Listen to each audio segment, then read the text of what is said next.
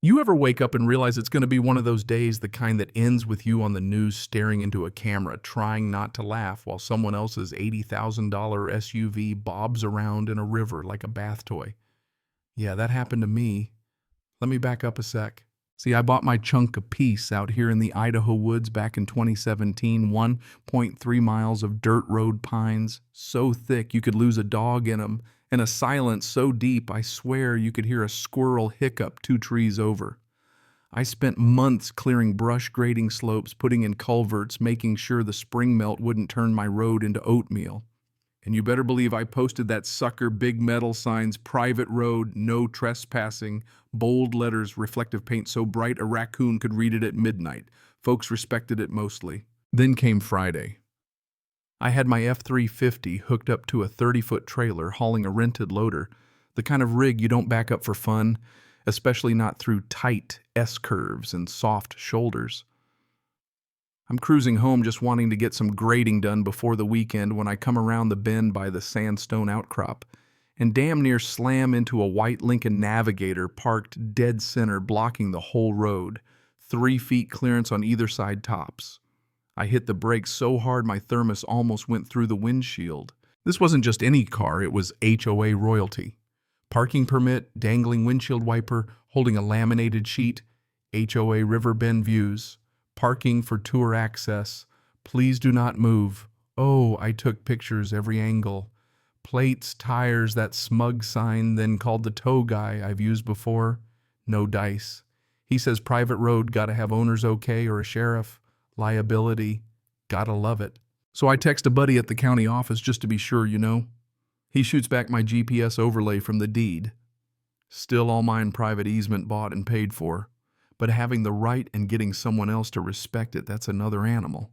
10 minutes go by, nobody shows. The forest is judging me, just dead quiet sunbeams through the trees. I snap my GoPro to my bumper pointed at the Navigator and hit record. No threats, just insurance. Narrated the scene too, like I'm on some redneck CSI. I plop down on the tailgate with my coffee and wait. That's when I hear it.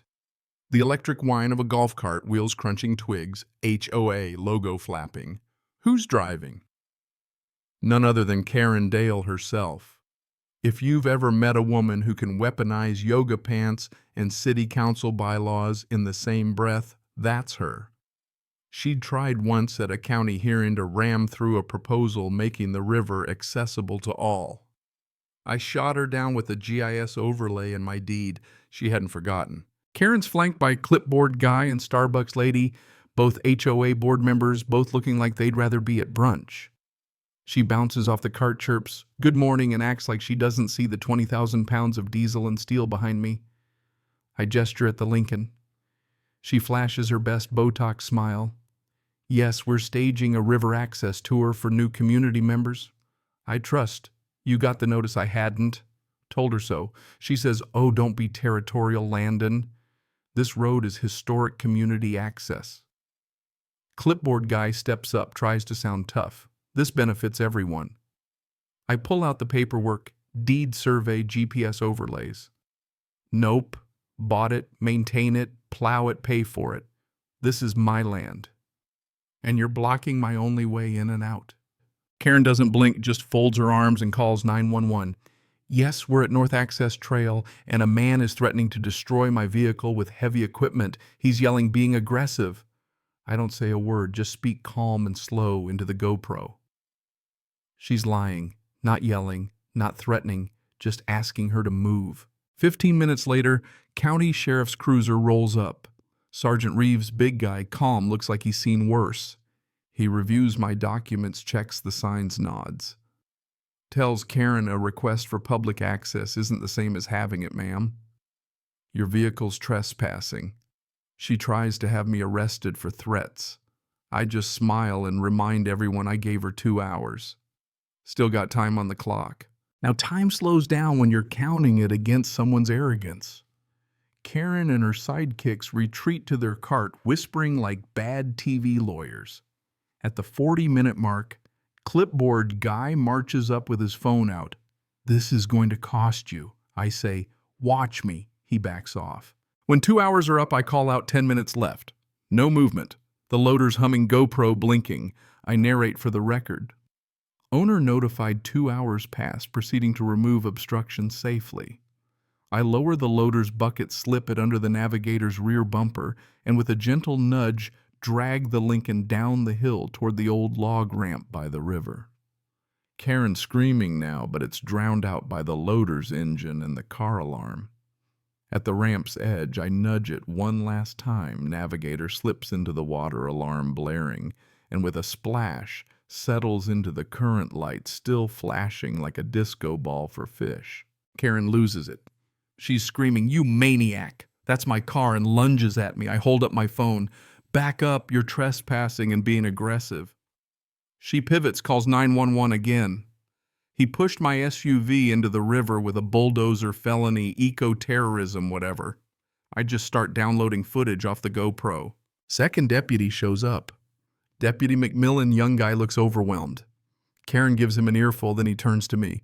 I hand him the flash drive, 3 angles, documents, police report from earlier. He reviews everything, then tells Karen, "You parked illegally, refused to move. He gave notice and documented the process. Not a criminal matter." Karen starts ranting about toxic masculinity with machinery. Deputy shakes his head, asks if he can keep a copy. "Take 2, I say. There'll be more." After all that, I finally drive home thinking I'll get some peace. Nope. Next day, Channel 5 News pulls up cameras, rolling reporter chirping. "Mr. Craig, would you like to comment on allegations of extreme retaliation?" I stare her dead in the eye. "You're standing on private land. Road's private too. You're trespassing just like the SUV you're here to cry about." She tries to push for an interview. I tell her to take it 30 feet back onto the public easement. She asks if I pushed the SUV. I removed an obstruction from my private road after giving notice. All on tape. Naturally, Karen shows up in the background, full makeup, silk scarf, acting like she's the martyr of the century. She spouts about bullying and community values. I cut in. She blocked my only access, ignored warnings, called the cops, and now wants to spin it for the news. That's not negligence. That's malicious interference. Camera swings back and forth like a tennis match. Karen gets dramatic, accuses me of endangering the community. Reporter wraps up a dispute, sure to make waves, no pun intended, in Riverbend Views. Karen tries to hand over affidavits that are just scribbled HOA notes. Reporter isn't buying it. I call my lawyer James. He just laughs. "You sunk her car, didn't you?" "I relocated an obstruction," I tell him. "Send me everything, footage, maps, police reports." She's going to try something stupid. And sure enough, 2 days later, a process server hands me a lawsuit, destruction of property, environmental endangerment, emotional distress. I thank him and tell him to make sure her lawyer reads my deed overlay before embarrassing themselves in court. Fast forward, courtroom's packed, Karen in a navy suit, dabbing her eyes before the judge even sits. Her lawyer calls me a bulldozer-possessed hermit with unchecked aggression. James stands up, lays out the paperwork, police reports, footage. The judge actually leans forward. "You have video. Oh, you bet, synchronized GoPro trail cam drone footage, all time stamped." We watch it in silence, no drama, just me methodically removing an illegally parked car after warnings. The courtroom gasps at the splash, but it's all workmanlike. Judge sees right through the performance. Karen's lawyer tries the historic use angle. James crushes it with county documents authorizing my purchase. Karen complains of reputational damage, financial devastation. Judge just asks, "Did you have permission to park there?" She stammers, "No." Judge doesn't even blink. Just rules. Plaintiff trespassed. Defendant acted within his rights. Case dismissed. Defendant awarded damages for misuse of emergency services, $65,000. Karen turns pale. "Court's over," James whispers. "Wait till you see the insurance angle." Next day, news van's back, but I'm done talking. I put up a new steel gate motion sensors and a sign, "Private road, not for HOAs, not for Karens, not for drama." My delivery guy nearly split a gut laughing. Then the fallout footage leaks, goes viral. Not Karen's sob story, but drone footage of her Lincoln doing its best Titanic impression banjo music and all. HOA members hold a meeting, vote her out. Someone films her storming out mid-sentence. New HOA board sends me a formal apology and a Starbucks card. I never used it, but the thought counted. Her insurance claim denied. Owner negligence on posted private property. Total loss. Rumor is she had to remortgage just to pay court fees. And suddenly neighbors are calling thanking me for standing up to her. Turns out she'd been fining people for lawn chairs and demanding mailbox repaints. Weeks go by, peace returns, until one day I spot a county SUV and out steps Karen, clipboard, fake badge, 2 sidekicks with drone and map. She tries to inspect my road for water access, yells about public easement. I ignore her cameras rolling. New HOA president calls me. That's not us. She forged the letterhead. I compile the footage, send it to the sheriff. Within 48 hours, Karen's arrested for impersonating an official and filing fraudulent documents. No cameras, no press, just the quiet click of handcuffs in the woods. Her insurance sues her for fraud. She settles, moves away. The river keeps her Lincoln and the last shred of her credibility. As for me, I installed a hidden electric barrier for good measure, and the new sign at my gate reads, "Try it again. I dare you." So let me ask, what would you have done? Is justice a heavy bucket or a steady hand? Drop your thoughts below. Tell me where you're watching from, and if you've ever had to face down a Karen with nothing but grit proof and a stubborn sense of right. If you've got a story about holding your ground, I want to hear it.